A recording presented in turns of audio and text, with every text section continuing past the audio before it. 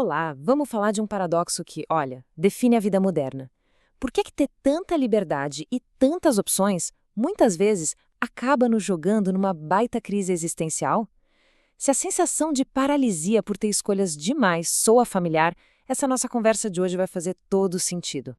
Pois é, essa é a pergunta que não quer calar, né? Como que num mundo com mais liberdade e ferramentas do que em qualquer outra época, um sentimento de vazio pode ser tão comum? Vamos investigar o porquê disso. E olha, se esse tipo de papo interessa, já aproveita para se inscrever aqui no canal e ativar o sininho. Assim a gente continua essa conversa nas próximas análises. Então, vamos lá. Para começar, a gente precisa entender a primeira grande ideia, a tal da crise da abundância. O ponto de partida é sacar que essa crise existencial de hoje não é um defeito pessoal, mas sim uma consequência bem inesperada do nosso próprio sucesso e conforto. Exatamente isso. Uma crise de sentido, sabe? Ela só tem espaço para acontecer porque a gente tem tempo e segurança para isso. Quando a preocupação é de onde vai vir a próxima refeição ou como ter um teto sobre a cabeça, simplesmente não sobra espaço na mente para questionar o significado da vida. Pensa só, a modernidade resolveu muita coisa, né? Casa segura, comida na mesa, um baita conforto. Só que ao resolver os problemas da sobrevivência, ela tirou de cena aquelas respostas óbvias para a pergunta: tá, e o que eu faço hoje? E é nesse vácuo que a mente começa a vagar e a criar os próprios problemas. Ok, mas para a gente entender de verdade por que as coisas são assim hoje, a gente precisa dar um pulinho no passado. O jeito como nossos antepassados encontravam um propósito era radicalmente diferente. E a chave para entender isso está numa única palavra: sobrevivência. Olha só que interessante essa comparação. O pulo do gato aqui é a mudança na fonte do propósito. Antes, ele vinha da necessidade. Hoje, virou uma busca. A direção era imposta pela vida. Agora, é só uma opção no meio de milhares. Imagina só, as tarefas do dia a dia não precisavam de uma grande justificação filosófica, né? Ordenhar a vaca, plantar no campo, consertar uma ferramenta. O propósito era concreto, imediato. Cada coisa que se fazia estava ligada diretamente à sobrevivência da família. Era vital. E aqui a ficha começa a cair. O ponto central é esse. Essa clareza toda não vinha de alguma sabedoria mística, não.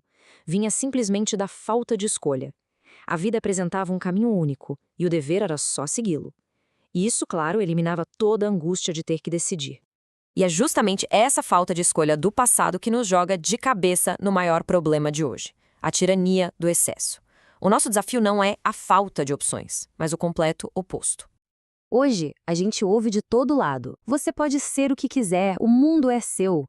E essa liberdade toda, que em tese é uma bênção, muitas vezes acaba virando uma armadilha. A mente simplesmente trava, congela, diante de tantas possibilidades. E essa frase, gente, ela resume tudo perfeitamente. Aquela obviedade que guiava nossos antepassados sumiu. E o que ficou no lugar? A responsabilidade esmagadora de ter que encontrar o caminho certo no meio de um mar de possibilidades. Hoje em dia, a gente tem acesso a um oceano de informações. Filosofia, autoajuda, espiritualidade, mais do que qualquer outra geração. Só que nenhuma dessas ideias parece criar raízes de verdade. E por quê? Porque elas não foram criadas na urgência da necessidade. São ideias, né? Não são imperativos de vida. Ok, então a gente já entendeu o problema, liberdade demais, escolhas demais. Mas, e a solução? Como é que a gente sai disso? A resposta, pelo visto, está numa virada de chave. O sentido não é algo que a gente encontra por aí, mas algo que se constrói com compromisso. E essa ideia aqui uau, é muito forte. Ficar nessa busca infinita pelo propósito perfeito pode ser, no fundo, uma desculpa bem conveniente para não se comprometer de verdade com nada, né? É muito mais confortável continuar procurando do que finalmente escolher um caminho e bancar as consequências dessa escolha. Então, o segredo é o seguinte: sentido não é algo que a gente acha por aí, tipo um objeto perdido. Ele é construído, tijolo por tijolo. E a argamassa dessa construção é a decisão difícil de dizer sim para uma coisa, o que automaticamente significa dizer não para todo o resto. Isso nos leva direto para a parte prática. Como é que a gente constrói esse sentido, então? Se no passado a necessidade era imposta, a solução moderna é a gente recriar essa necessidade, só que dessa vez de propósito, de forma voluntária. A chave do negócio é olhar para o que a gente perdeu com tanto conforto, a necessidade, o compromisso, o foco e trazer essas coisas de volta para a nossa vida, só que agora por escolha própria, com intenção. Essa crise existencial toda começa a ir embora quando a gente troca essa busca meio abstrata por ação de verdade, bem concreta. Primeiro, encontra um problema real, onde a sua ajuda pode fazer a diferença. Segundo, assuma um compromisso sério com algo ou alguém. E terceiro, crie limites. Restringe as opções para poder focar, em vez de se afogar nelas. No fim das contas, a grande lição é esta. A crise de sentido acaba no exato momento em que a gente para de procurar e começa a construir. O propósito aparece na ação, na dedicação total a alguma coisa.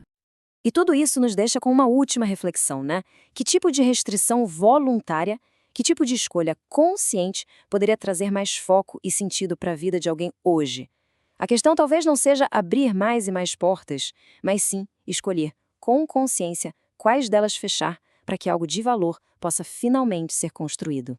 O material que serviu de base para essa nossa conversa de hoje convida todo mundo a pensar sobre essa tensão entre ter liberdade e ter um propósito.